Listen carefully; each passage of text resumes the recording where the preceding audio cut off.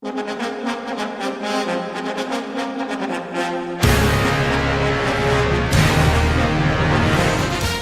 listening to 90.3 WHPC, the voice of Nassau Community College in Garden City, New York. I'm Bill McIntyre here with Jon Gallo, bringing you news stories about Long Island and about Long Islanders.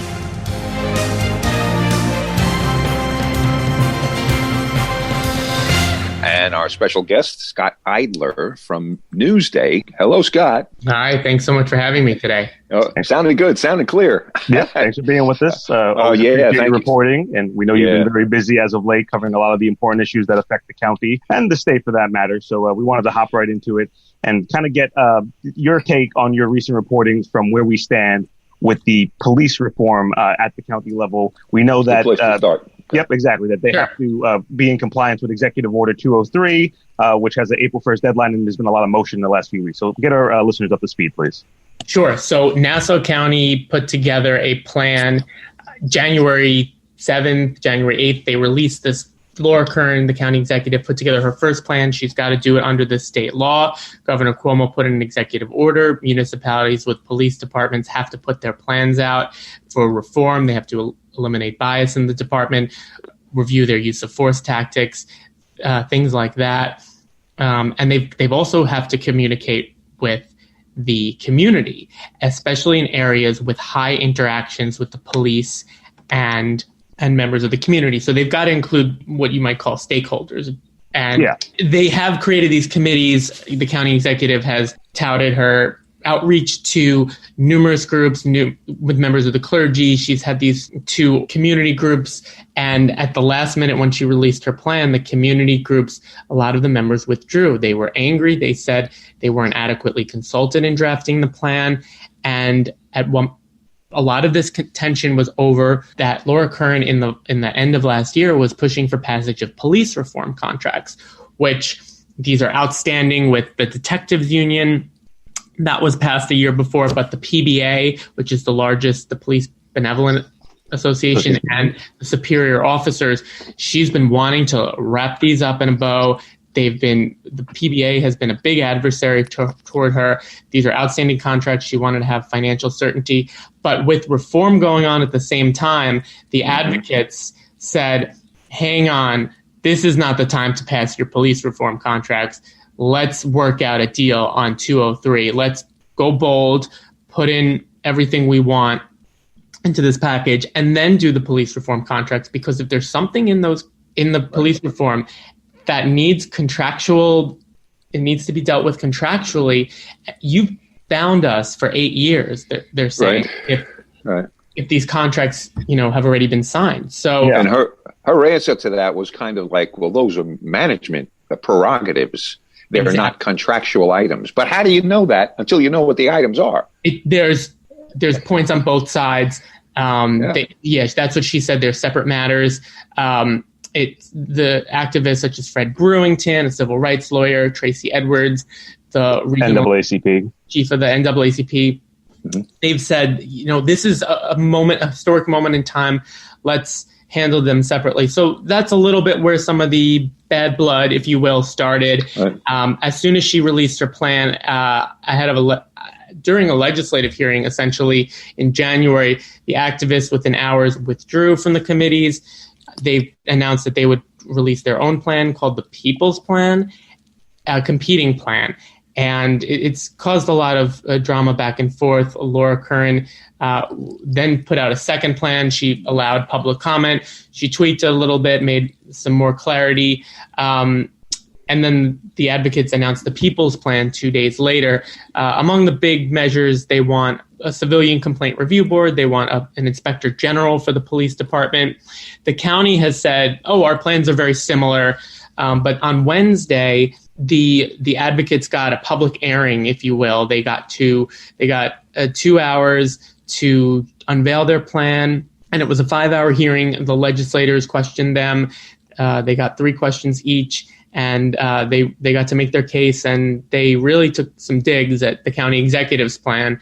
And she issued a very nice statement at the end of the day saying, she believes there are more similarities and differences and believes this is all part of the process. But behind the scenes, there's been a lot of prodding and drama going on. Of course. Yeah. And I always tell John, too, I come from a generation that if it looked bad, you shouldn't do it. And this idea that the police haven't had a contract since 2017, but all of a sudden we're in a hurry to get a contract done.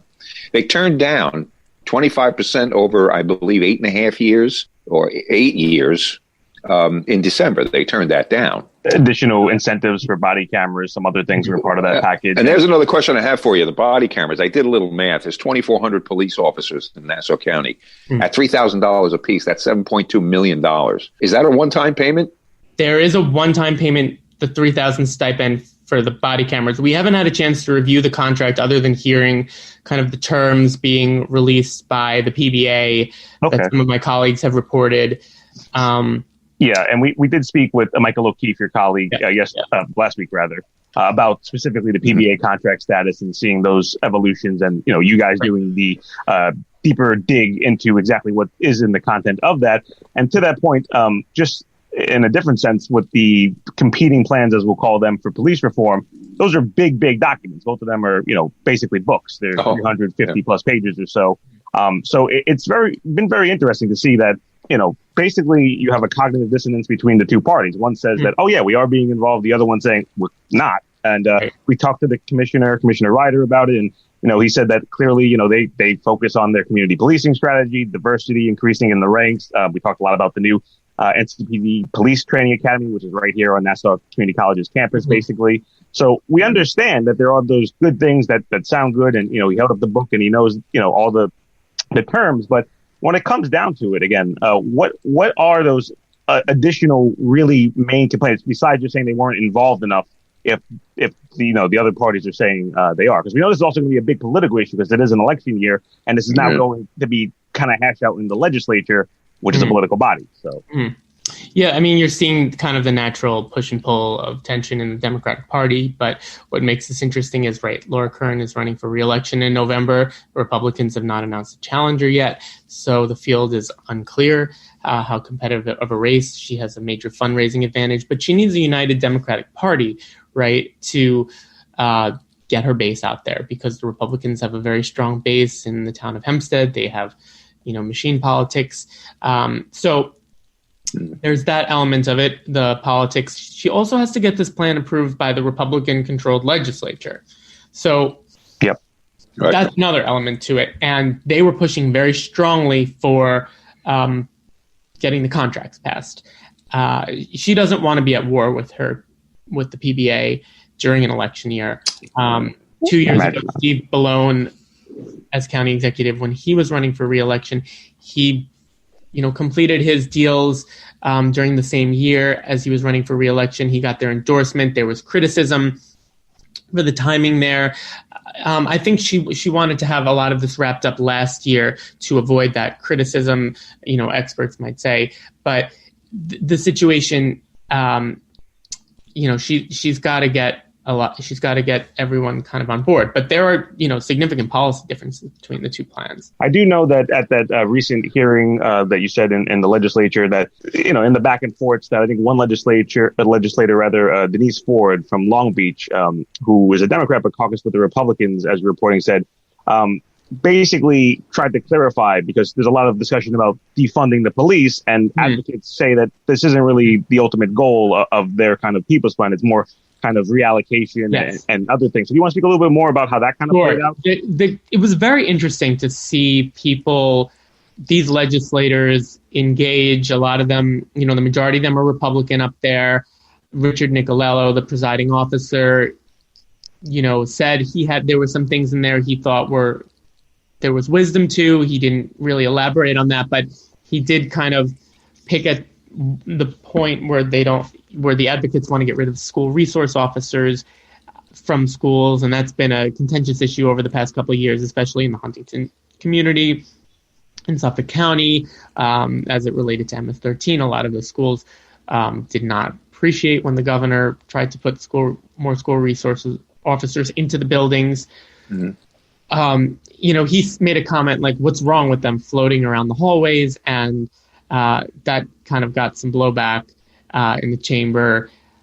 there was another point where, then he said something like, we don't want to see our officers retreat, was the word he used, as they have in other cities across the country. And, that's kind of a criticism from conservative, perspective, of course. Yeah, that you've heard, on places like Fox News over the last year. It was the term retreat. He said he doesn't want police officers to be seen as pernicious, which hadn't been brought up by the advocates at that point. So that was an interesting point of tension. Later on, at one point, Delia Dirigi-Whitten, she's a Democrat from Glen Cove, said, I know a lot of members of minority communities don't want to see defunding of the police, and everyone sort of rose up and said, no, don't go there. We didn't say that. And Fred Brewington, who's a trial attorney, said, let's strike that from the record. And, it wasn't a court proceeding. Right. And he said, well, please, let's. And then Denise Ford, a Republican, part of the Republican caucus with strong ties to law enforcement, went out of her way to clarify that the advocates, were not advocating for defunding the police. And, the Democrats, I think, are trying to signal that after last year's elections that they don't support that term at all. But, it hadn't been brought up. And I think it sparked. It's an unfortunate term. I don't think anybody supports what that says. Defund, most people do support redistributing some of that. We don't need local army units. We don't need more flamethrowers and rocket launchers for the local police department. Especially if, as was reported, that this has been the safest county, according to numerous publications, in 2019. So I know that is a discussion we did have with the commissioner. Right. And I know that still a lot of this crux is, as the commissioner says, and other folks say, that, this is really a matter of bad apples and kind of doing an internal housekeeping and trying to deal with it on that case by case, versus advocates who still focus on that systemic kind of larger overarching issue. Well, that's different from defunding the police. Right. The advocates, Tracy Edwards made a line like, this isn't just bad apples. And I think that's also, where they might object, is they don't believe that they need a plan that, does address systemic racism, in law enforcement nationwide. And also there was an interesting dig at what you said, the safest county. We've all kind of heard that phrase a lot since October. U.S. News and World put out a report labeling Nassau County as the safest county. It's going to be a talking point for the Democrats and Laura Curran for the next year. She's running for re-election. She said, don't take the bait. Tracy Edwards said that, just because we are. So I think that's interesting that while it was an article, we've written about it, and it's sort of taken on a little bit of an adversarial tone. The county's going to try to, say that this means this, and advocates are going to start saying, well, you have that designation, but that doesn't mean we shouldn't go this far. So I think that phrasing is going to. That's a good point. A lot this year. Definitely. So let's just remind our listeners that they are listening to This Week Long News here with Bill McIntyre and myself, and we are again here with Newsday's Scott Eidler talking about police reforms and other issues that impact the county that he's been reporting on recently. Bill, do you have any more questions about this? Obviously, we have some other issues we wanted to discuss as well. Well, we could talk to Scott about this for another 2 days, but this issue isn't going away. Let's move on. I think the other thing that I know that Long Islanders are very interested in is the assessment stuff. That idea, and I was going to actually shoot a question to you or one of the other Newsday reporters just to say, should people continue to grieve their taxes? Because it seemed in the last roll when that happened, they eventually were told that, well, listen, you've been grieving your taxes this whole time and getting a break. You're going to pay up now. They didn't realize that was the game. Mm-hmm. So now I'm watching TV and a tax company comes on and says, we'll help you grieve your taxes. I say, well, what is this game that we play with the county and I guess the state, every time taxes come around? Oh, I'm going to grieve it. I'm going to get a lower number. So why don't we do a reassessment that really shows, not what they want the house to be worth, what the house is worth? Sure. So in 2018, Laura Curran and the county undergo this massive reevaluation. and a reassessment, and they revalue all the homes. They start from scratch. They use very sophisticated computer modeling. It was extremely controversial, but they really defended the values. They said these are the precise numbers. They did the work, and the numbers were so artificially low for everyone, basically. But, there was a shift in the burden from the people who had been given automatic reductions, essentially, to people who didn't know to grieve, although it was very publicized everywhere. Legislators, including Laura Curran, when she was a legislator, encouraged people to grieve. So it does seem that in the first year of the reassessment, there were a smaller share of reductions granted than in the prior years. What's happening is we're in the second year, we're seeing settlements being given out as of last fall, I believe, and there's currently still being given out. They have until April 1st, essentially, to continue giving out these. So we don't know yet if in year 2 she's given more reductions than in prior years. So that's what we're waiting to see. Some folks have complained that, okay, so the other thing is Laura Curran said for year 3, I'm going to freeze the roll.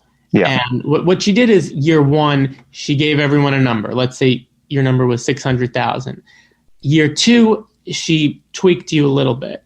The county said, everyone in the Levittown district goes up 2%. Everyone in Jericho goes up 4%. It was supposedly based on the sales in that community. So, if your home was 600,000 in year 1, you went up to 610 maybe in year 2. A slight adjustment. Okay. To kind of keep current. But that was the thinking. She's already gotten you. We're going to just keep it, do minor updating every year. Year 3, she says, let's just leave it at what it was last year because the housing market is so crazy.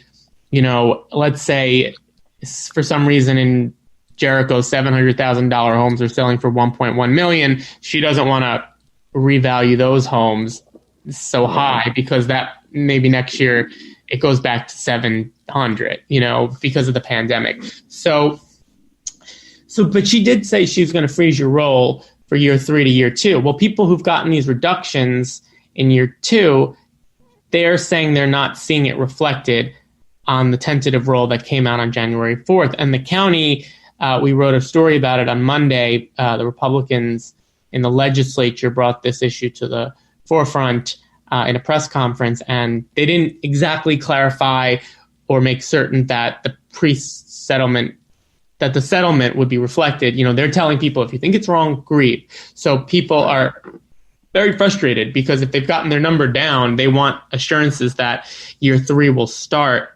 at a low number. So it's caused a lot of confusion. People don't know if they should grieve, and people are predicting, well, if they don't straighten it out, then everyone's going to grieve again. And it's unclear, there isn't a lot of precedent for this because she's revalued it and she's done this freeze, and Mangano had frozen the roll so long. They're saying, oh, this is what happens every year. But, people there's been a lot of, and there's been a lot of pushback to that, obviously. And we know, again, it sounds good in theory that, because of the pandemic that, everything will stay the same. But we realize that everything didn't stay the same for everyone. Some people saw their taxes apparently go up. And I know we had a legislator, John Ferretti, on, who clearly made his thoughts, loud and clear about how he felt about it with a lot of his Republican colleagues, it being kind of, in some way a political kind of decision where it doesn't really do what it purports to do. So do you want to talk about that a little bit? Yeah, it's interesting, the freeze. So what she didn't do is she didn't freeze anyone's taxes. Yeah. She froze the value. So, but there isn't the natural correlation that someone might assume that if your taxes can go up any higher, if your property evaluation can go any higher, in theory, you might think that, okay, well, my taxes aren't going to go any higher, but that's not the case. That's not the case. Right. Because when the values change, your taxes won't automatically rise because of the value change. Because let's say everyone in the whole county's taxes rise by the same amount. There won't be a difference. It's all relative to your neighbor. So, what she did was she prevented some people. For example, let's say the Levittown school district. Let's say that people really wanted to move there. It was, the housing market was, as I said before, $400,000 homes were selling for $1 billion, and their values would have increased. And if everybody else wasn't moving to any of the other places, their values would have stayed the same. So then Levittown would have had a massive tax increase countywide because their valuations would increase, whereas others. So they never disclosed where the biggest market value increases were compared to others. So she kind of halted it. She said, we're not going to change anyone's values, but the taxes are still going to increase because people are still being phased in from the reassessment. It'll take 5 years for that phase in to occur. Right. So if you're starting, like, let's say a $600,000 home came up from $300,000 during the reassessment and you're going up to $610,000, that's marginal. The little updating she's doing really is marginal, but you're still being phased in 5 years to get to the correct level. So that's still going on. So people are still going to see these basically 20% tax burden shifts during the pandemic anyway. Your just valuation is not increasing. I mean, it doesn't. I think the issue is that it's a very arcane system to begin with for I think the average person to really make sense out of. And, they just see, my taxes went up when I thought it was staying the same in theory. So I think that's probably a lot of the issue that I know, again, some will probably try to capitalize on. And I see that they're defending. But to be clear, the valuation is staying the same and your taxes will rise if that's what you were due for. And people are upset because they believe they've won these reductions and they're not getting certainty that the frozen roll reflects a reduction they had just won. Okay, there we go. So thank you for trying to make some sense. I know that's a tough beat to cover. And like I said, I'm going to have to listen to this show again later just to make sure. Taxes. But that's not your fault. That's me. No, that's, I think, again, the layout of how this is working, It's an important subject, and unfortunately, there's rhetoric on both sides that doesn't help things. And exactly, we try to explain it very straight down the middle. This is what the data shows. This is what's happening, and exactly. Yeah. I think an issue though is the perception. Us as taxpayers. I don't know. It just always seems like they're trying to get away with something because we don't understand it. Make it simple. There's many things that can be true at the same time. Yeah. Experts have said her assessments were accurate, right? That she valued properties correctly. That has been backed up by experts.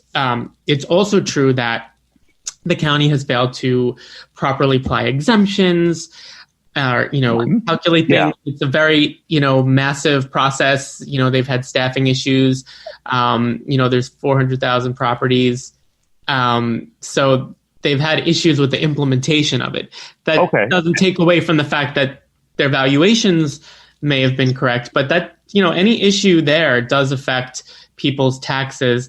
And, the county valuation affects your school taxes. And the county loves to say, but we don't decide the school taxes, but they do affect what size of the pie you're eligible for. They like to blame it on the schools, and that's, the schools kind of stay within their tax caps. I see. And just real quick, because you did mention some of those other exemptions. I know you had reported earlier, I believe, was it last month or earlier in this month, that there was an issue specifically with veterans and I believe clergy kind of tax exemptions. I don't know if it was like the the SCREE programs and those types of things from DOF, but could you give us an update again? Has that sort of been resolved? Is that kind of being worked out now, or is that they were scrambling to find all of these 5,000 or so clergy and veterans that didn't get a specific exemption phased in, and we haven't heard back if those folks have gotten it. I think we'll have to wait until the county legislature approves what's called correction of error resolution, but I haven't gotten an update on that. That was, it seems we're going to have to check at the end of this year how many millions in refunds they've paid out to homeowners because there were issues with their assessments or have an exemption. And that's the problem. If they overpay on their school tax, it's the county's responsibility, even if it's for the school taxes, because they set the assessments. Okay. Right. Okay. I'm curious, though, about listening to jobs numbers when they come out. I always hear, Labor Department says there's 8 billion new jobs this month. And I would really wonder what that number means to anybody when Sometimes it's people that were in the job market and then they got out, or their unemployment ran out and they stopped looking. The number seems to be so... It can be a bit nebulous, but it wasn't, if I'm not mistaken, I think Secretary Yellen did say that number is basically on the conservative side, and that they do assume that, there is a larger population of people that actually are unemployed, let alone who's underemployed, but unemployed who aren't necessarily fitting into those categories, because unemployment period has been extended for a lot of folks who normally could have went back into the workforce, but because of different sectors kind of having to face pause order kind of issues that they haven't. So I think you did some reporting on that, Scott. We're not totally certain, but another last piece of reporting that we know you put out in the last couple of days with your colleague, I believe, Laura Figueroa Hernandez, was about what the federal government was talking about with school vaccinations for teachers and how that kind of might play for Long Islanders going forward. So just maybe in terms of job numbers and in terms of, teachers, if you want to just give a quick touch. I haven't covered the jobs numbers, but yeah, my understanding is that it didn't cover, a lot of people who stopped looking, right? So that was the big deal that they made when she announced that. But yeah, on the Sunday talk show circuit, the big news was Dr. Fauci made an interesting comment. He said it shouldn't be disqualifying. They want to get as many teachers vaccinated as possible, but he said it shouldn't be disqualifying if they haven't gotten the vaccine. And they have had, opportunities. Their category has been there, open. You're seeing these fights play out in Chicago, Los Angeles, and I think there's kind of a pressure to get the president to kind of weigh in on this. And it's an issue that's sort of dogging him, that there are some teachers unions fighting with the mayors and governors and of these large cities. New York, though, Randi Weingarten, who's on the national level, but is from New York, she said, she was saying they're very flexible, and, if we can get the NFL to do it, why can't schools? So, the Biden administration is trying to get them all open by April 1st, but, they can't necessarily control the issue with powerful teachers unions. And I think on Long Island, on a local level, they've been, more flexible with it's a little bit more complex versus in the city where it's just the one union and it's the one large New York City school district run by, BOE and the Department of Ed, versus out here where it's independent school kind of districts. So certainly that's something we'll all watch. And we know that, like you said, a lot of our tax dollars in Long Island go to education, and we know where teachers, definitely have a right to be safe along with the students, but it's certainly something that will have to be monitored going forward. So thank you again, as always, Scott. Just in the last second that we have you here, just if you want to tell us some of the things that you're following this week, and obviously we want to know where our listeners can follow you on social media. Okay? Yes. Sure thing. We're going to keep following the assessment stories. We're waiting for updates on, who the Republicans are going to select as their candidates against Laura Curran. We're going to be following the issues at Nassau University Medical Center. There's going to be a reform plan at some point, and the police reform. We're going to have to see what's next. Is the legislature going to make an amendment to that? And you can follow me at Scott Eidler, SCOTTEIDLER on Twitter. You can email me at scott.eidler@Newsday, and I'll be covering with Laura Figueroa Hernandez on Sunday the talk show news from Washington lawmakers and the Biden administration, and we should have a story that will also be reflected in the 1600 newsletter with Dan Jennison and Bill Goldschlag. Thank you so much for, and again, I always get you to promise you'll come back. I would love to. It's a lot of fun, and great. We look forward. Anyone who's willing to listen to the assessment situation. Exactly. Well, you made some sense of it, so that's what we're looking for. Yep. And we appreciate you trying to catch you up to speed. We know it's not an easy task, so thanks again as always, Scott. I hope I was clear. Thanks so much. And no worries. Thank you. Anytime. Take care. Well, you're listening to 90.3 WHPC, the voice of Nassau Community College in Garden City, New York. I'm Bill McIntyre here with Jon Gallo. And now up for another guest here at this week's Long Island News on this beautiful Friday. Mark Harrington is with us from Newsday. Hello, Mark. Hey, folks. How you doing?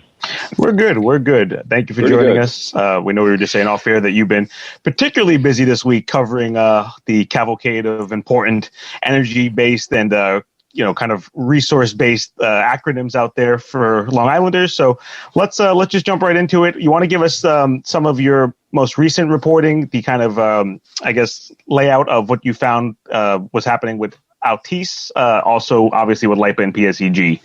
Go ahead.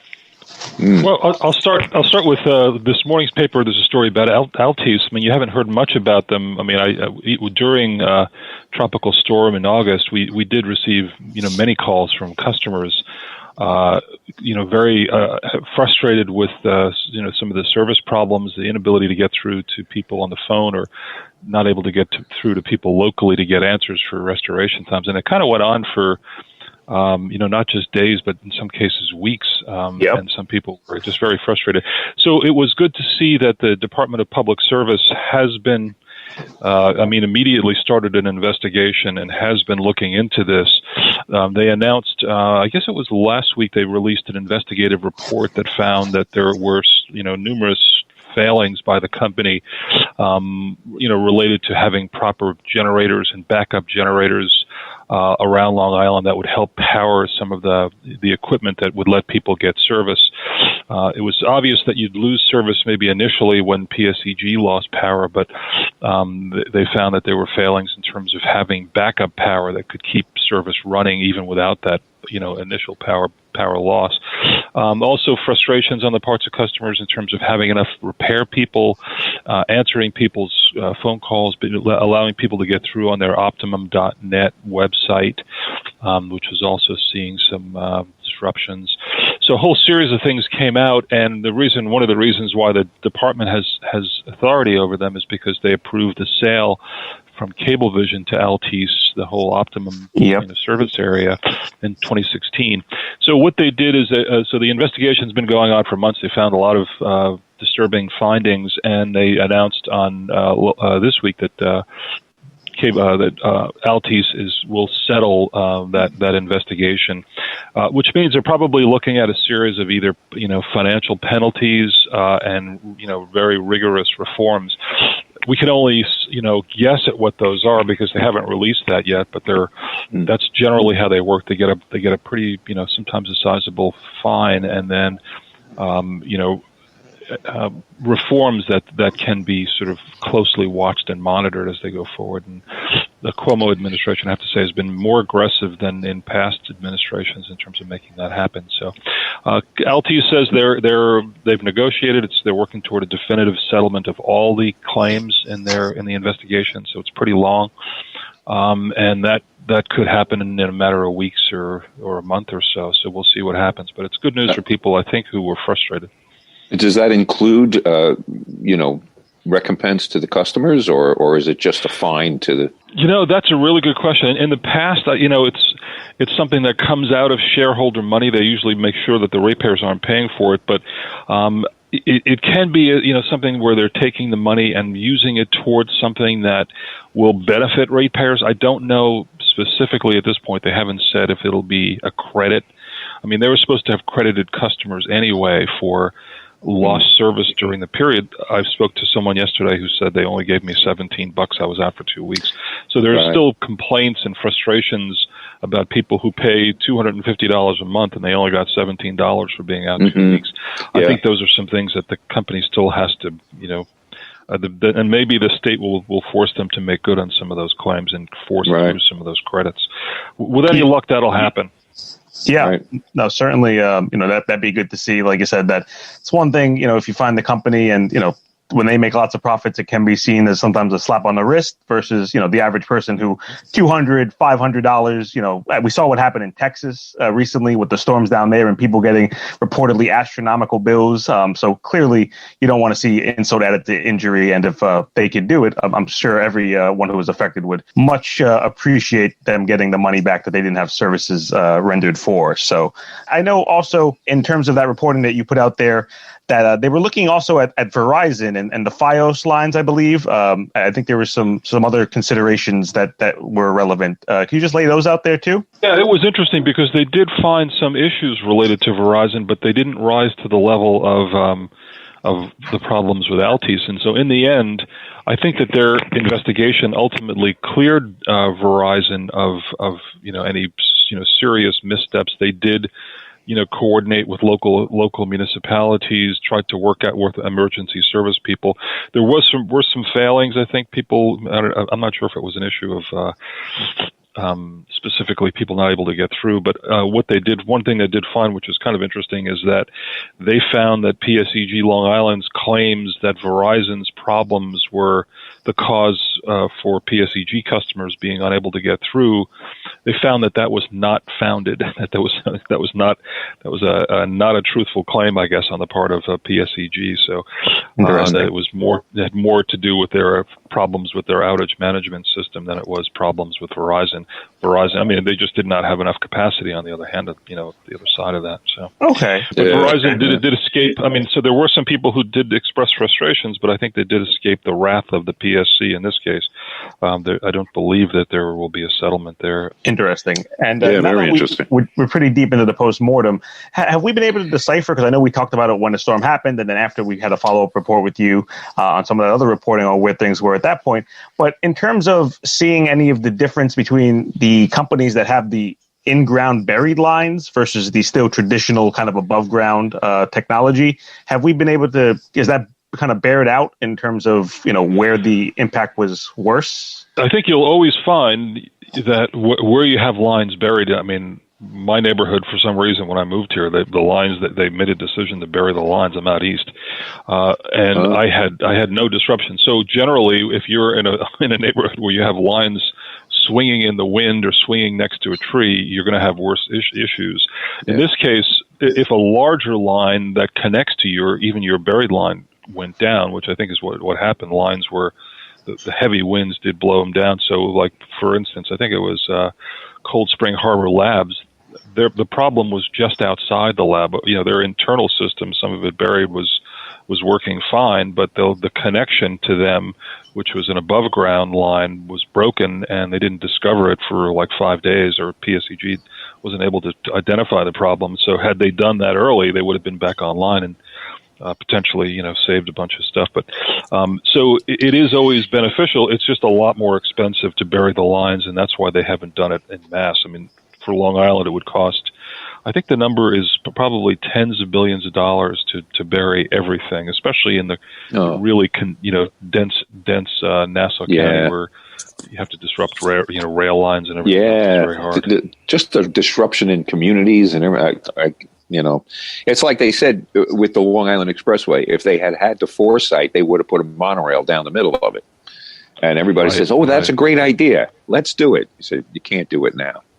Yeah, try to much harder later than earlier. Take the LIE out of service, and good luck on the northern state or wherever else you have to travel instead.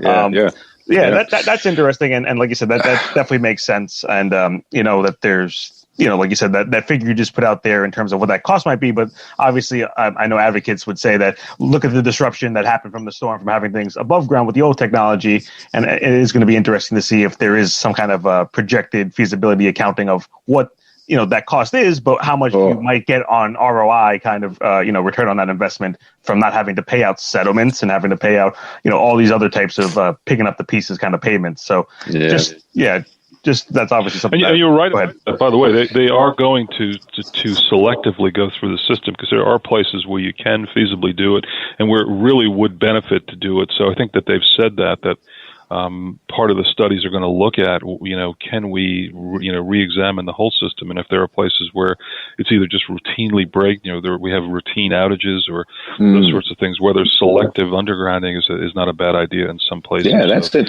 an interesting approach. Yeah, that's an interesting approach. I didn't think of that. Right. Yeah, it doesn't have to be an all or nothing kind of thing, so that makes sense. Right. And then other things that you're reporting on this week, Mark, to this point, but more towards specifically LIPA and PSEG and their kind of storm response, that the state Senate in Albany is taking up, I believe, 4 new pieces of legislation that are apparently aiming to improve and more clearly define LIPA and PSEG's preparation for storm response in the future. So could you lay out, I guess, what those proposals are and what maybe the prospects or, what effect they might have if they do pass both houses and are signed by the governor? Yeah, Senator Gorin has one that involves the PSC directly. Right now, the Public Service Commission, has no direct authority over LIPA. LIPA is a separate state authority. This would give the Public Service Commission and its Department of Public Service, actual review, the ability to annually review their storm response plan and make sure that it's up to snuff, that they've got everything, ready to go. I think Fred Thiel as well is also working on this in the Assembly. So I think it passed the Senate on Tuesday of this week, and it looks like, the governor last year did sign one of Gorin's bills relating to, Public Service Commission involvement. What Gorin says he's doing is he's sort of slowly bringing the Public Service Commission back into full regulation of LIPA the way it was done when it was a investor-owned utility as LOCO. So that's one of them, is just more PSC involvement in the preparation and approval of actual concrete plans for storms. There's also Senator Kaplan. Anna Kaplan's got a bill, two bills. One is to make sure that there is the medical emergency list is both up to date, is really up to stuff. I think there were a lot of failings in this in that part of people who have medical equipment. Yeah, so we spoke about that with you, and we know there's been a lot of harrowing accounts that people might even know who are listening, firsthand from people they know, folks who already are in a precarious situation, and there's a pandemic, and there's all this, again, factor of not knowing whether or not you're even on the rolls accurately. That's certainly something that makes sense that would be reevaluated. And just one other thing, just on that before, Bill, I want to hear some of your other thoughts. I think there was one other piece of legislation that would kind of disclose, I believe, PSEG executive salaries, which currently aren't publicly disclosed now. Is that something that seems likely to happen, do you think, or what? Right. What it would be. It does seem, I know they want this because in some cases, you just don't know. Every LIPA employee, LIPA owns the system and has a contract with PSEG. Every LIPA employee's salary is available, publicly available online. You can go look it up. PSEG employees and managers, some of whom get bonuses, the company gets an annual bonus for meeting all the targets. None of their salaries are publicly available, and so I think there is a frustration. I can tell. I think that the governor has expressed an interest in more transparency, more accountability on the part of local authorities. So the Senator Todd Kaminsky's bill would apply to any service provider who makes over $1 million in the state. They'd provide an annual compensation report for the top executives, and that's something I think it does not seem to be too big a stretch. I think PSEG might object to it. The contract doesn't make them do it, but it would be something I think that local officials would really like to see, given some of the failings that they experienced during this storm. What exactly are we paying people to do this? So it's just another level of accountability. You already have it with LIPA and every other state authority. You don't necessarily have it with investor-owned utilities, and it could be very helpful from that perspective. That makes sense. Definitely in the sake of transparency, knowing that while they're getting all this criticism, it might not be the best PR to see that people are making tens of millions of dollars in theory, or whatever it may be, of additional bonuses. So I imagine that's a good part of why the state legislature wants to get that kind of out there in the public. Go ahead, Bill. I noticed one of the items in one of your articles was the PSEG request for an increase in their management fee. Yeah, that was the shocker. I have to say. What's happening is they're in the middle of renegotiating, or they're exchanging, trying to get a new contract with PSEG. Even while LIPA considers taking the utility fully public and just terminating PSEG. So in those contract talks back and forth, according to our sources, we spoke to two people who confirmed that there is between a 15 and 20% increase that's being requested by PSEG as part of their terms for a new contract.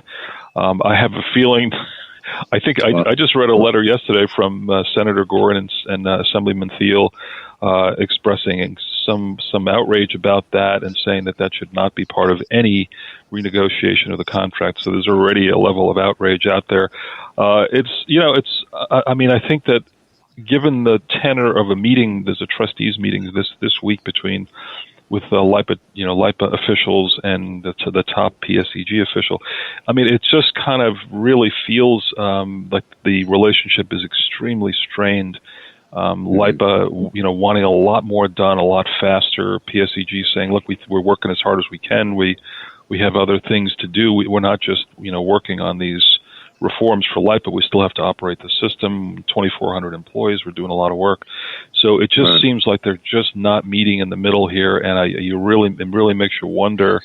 LIPA's got about a month to make a determination of whether they should hand off the contract to someone else, or more likely take on the whole business themselves, and that's what it seems. It seems like they're heading in that direction. Yeah, I was going to ask you that. So actually, you kind of feel like it's going to go to the municipality route. Well, unless PSEG can really, sort of knuckle down and turn around from the perceptions that we're seeing. I mean, you had trustees during this meeting, openly criticizing questioning the honesty of PSEG officials, given there was a memo that found that they published, a memo from PSEG supervisors that found that they knew there were problems with this outage management computer system that caused a lot of the problems, after the storm, both in terms of assigning work and telling customers when their power would be restored. So when they're still at the point of questioning the honesty of officials, with 1 month to go before you determine whether you're going to stay with them, it just does not feel like there's a lot of hope there. But I think there's a lot of people who do support PSEG, some public officials, some private contractors, and who do support them. Even the union that works for, I was surprised the top union officials. Who represent all the employees, the 24, about 2,000 employees that work there, are supporting PSEG staying and keeping the contract and just giving them a do-over. Interesting. But it's amazing. Was that IBEW? Was that who? Right. Yeah, it was Patrick Gadis is the business manager. He did release a statement saying that they supported the idea of trying to make it work with PSEG. And suggesting that there might be some issues with fully municipal public authority. Interesting. I think that if you ask around Long Island, certainly from a customer standpoint, and certainly from like the activist groups around, I think most of them seem to be supporting a municipal LIPA. So we'll see. It's an interesting time. Yeah, certainly. Yeah. It's also something that, of course, we just had a storm and people were not happy. So there's your knee-jerk reaction. And as we always say here, it's the cooler heads that need to prevail. I think no matter which way they go, we're going to have issues, right? Well, absolutely. I mean, it's happened with every storm. Every storm is kind of different, so you have to being nimble enough to prepare for a storm. But in this case, it wasn't just getting workers. I mean, to PSEG's credit, they did get workers here, off-island workers here, very early, and that could have really helped, cut the time. Unfortunately, the problems with the computer system, they were in the middle of upgrading to a new version of the computer system, which you really don't ever want to do in a critical time. And that is really what was the cause. So it's like, why were you doing an upgrade in the middle of a storm or a storm season? And then you have to revert to an old version, and it just was a cascading problem. Well, so that's not really brilliant on their part, but nevertheless, if they fix some of these things and go into the next storm, because I think they're going to be much more frequent on Long Island than they've been historically. We seem to be lining up for. Well, I mean, it could. Well, work. The thing is, do you want to pay more for it? I mean, if assuming that the 15 to 20% is true, so you're going to pay more for the contract. Those are the questions I think that LIPA really has to really dig down into and say, can we actually do that? So, who was the guy that said a lot that to be reckoned? Who was the guy that said he thought we could save $850 million by moving to? So that is LIPA's own finding. What they would do is LIPA pays PSEG $80 million a year just as as a pure straight management fee. That's for 18 top executives from PSEG to run the system is essentially what that is for. Plus they can get a $10 million bonus, plus there are other services from PSEG that bring the total contract value to about $120 million. So if LIPA can hire, which I think they said about 13 people for considerably less than $80 million a year, there's an upfront savings to cut that down. So over the next decade, that's $800 million. That's would be a sizable. I mean, $80 million a year is a 2% rate decrease if you can lose it, but they would have to invest some things early on. There would be some costs, but I think a lot of people are just really concerned in terms of municipalization about whether it becomes sort of what the old LIPA was, which is, was there a lot of hiring of friends and relatives and other things, or political patronage, right? Whether that happens, I think there has to be safeguards against that, and I think LIPA probably is pretty committed to doing that at this point, because you wouldn't want it to fail on that score. No, that makes sense, of course, to be a concern, as it always is kind of in county governments at times. But so that is interesting. We want to use that maybe as an opportunity to segue, because we know that a number of municipalities have been pushing for more local choice in terms of energy sources. I know we spoke to you about some of the things out in Southampton and, looking for more green alternatives, but also just from a practical kind of saving money kind of perspective. We know that I believe the town of Brookhaven and the town of Hempstead have been kind of wading into that water regarding electricity and gas, but we know that also another story that you've been covering and has been taking some interesting kind of evolutions was regarding the water system, specifically with New York American Water. New York American Water, yeah. Yeah, right. So you want to lay out where kind of how that plays and where that stands? I know the county. Don Clavin basically said that, they're not in favor of it. They think that it's too much to take on as their municipality, but just give us, our listeners, a little bit of a layout about where those things kind of play and where that New York water stands. That's right, because just last night there were the last of 3 public hearings, this one for the southwestern Nassau district, about the potential of a takeover of all or part of New York American Water. So what the state is doing is, the state has is going to prepare a study by April 1st, in advance of what could be a 25% rate increase by New York American Water across the region, to try and either come to a conclusion about whether it's feasible for local entities to take over part or all of the system, or for a new public authority to be created that could do the same, either in whole or in part. And what I heard last night is, over a dozen people on the phone, just average ratepayers across the region, saying, look, my water is brown. I can't believe the comparison of my bill. One fellow said his mother, who lives in Melville, paid $8 for a monthly bill. His bill was the same amount of water. He paid $108. And I've seen, obviously larger amounts of bills for people who use sprinklers in the summer and other things. So public officials and local people are, I think, at their wits' end in terms of paying for water. They say it's a public resource. It's a public right. Why are we, dithering about, these exorbitant bills and letting private companies make a profit from it? So there's been a very, very strong push to municipalize, to have a fully public takeover or of all or part. The governor seems to be on board. He's led the study. He's demanded that the results be on his desk by April 1st, and then they're going to make a decision, I think, from there. Hempstead, unfortunately, they did a feasibility study, found that that's like 115,000 customers, and that's most of the customers that would apply here. It's 120,000 roughly for all of Nassau. But they found that it would be feasible to do it. They could actually save some money. Customers could save money. Unfortunately, Hempstead is unwilling to take on the additional, debt load that they would have to assume to make that happen. So they pushed back and said the state should lead this effort, and maybe the state should even fund it. The state has come back and said, look, given the way finances are going right now, we can't really afford to do that. We're going to lay out the best alternatives and essentially leave it up to local area, leave it up to Long Island elected officials what they'll do. But one thing is really clear. I mean, New York American Water, they took over a system from another private company about 10 years ago. People are just, I've went to a rally a couple of years ago. I've never seen people so angry and frustrated. I think it's just purely a matter of cost. And in some cases, one woman last night said, my water is has been brown. It's not beige. It's brown. Right. What do I do? So she drinks bottled water from the supermarket and pays taxes on all of them. It's a really bad situation, but it's funny how it mirrors the whole situation with PSEG Long Island. kind of a growing frustration with the investor-owned utilities.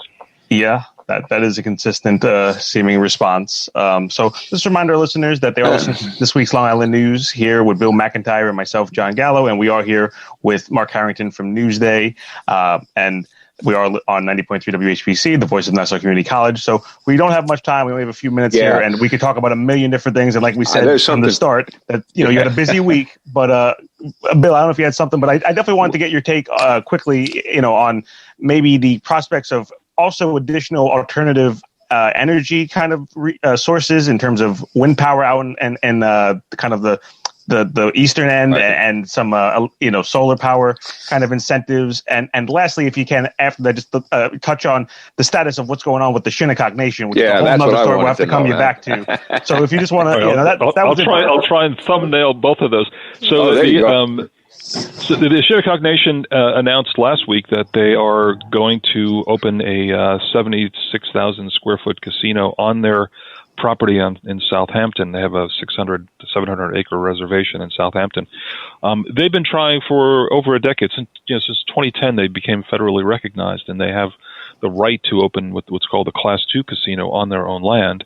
Okay. And that has always been there, but they have sort of held that out in forbearance in the hope that they could get an agreement with the state, and local governments could help them open a casino at a suitable location elsewhere, either on Long Island, probably closer to New York City, where they can obviously have a lot more volume and get more traffic and revenue. And that just hasn't happened. So I think what you saw last week was just like kind of at the end of the road here. We do need to have some. I mean, if you've been to the reservation, the houses are very modest. Unemployment is a lot higher than in the rest of the state. Many people living below the poverty level, they need it. This is not a question of they're trying to make something up here. It's very obvious, and they've waited long enough. So I think what you're seeing is frustration. They have a big backer. They have people who know how to do this. They know what their rights are. The local government, town of Southampton, says, look, we know that they have the right to do this. We hope they won't, because traffic and other issues could be there. But there's no question that they have the right, no question that there's a need, and no question that the state has not really come to the table for them. I mean, you would think that the state would appoint someone to sit down with them and let's negotiate this, and that has not happened yet. So they have a right, and I think they're going to move forward, and it could be.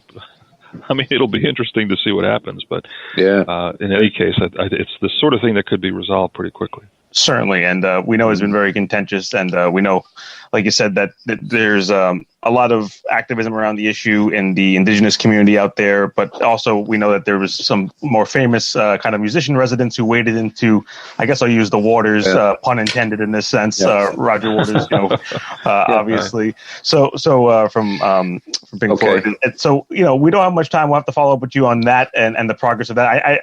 Just quickly though, is it correct that as of now, Executive Ballone isn't in favor of that casino potentially being put there? Is that accurate, or? Right, he and Southampton both said it would be really detrimental to both traffic issues. And I mean, in the summer it gets kind of crazy out there. It's hard to travel on Nassau Highway. But anytime is crazy these days. Now that people are moving in by the droves, that right. It's a lot more crowded out there. But anyway, our clock is ticking.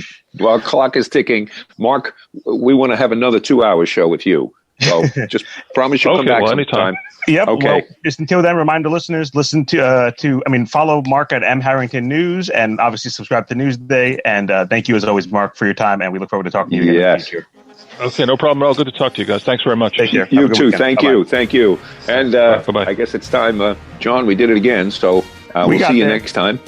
You've been listening to 90.3 WHPC, the voice of Nassau Community College in Garden City, New York. And we'll see you next time. Same time, same place. God bless.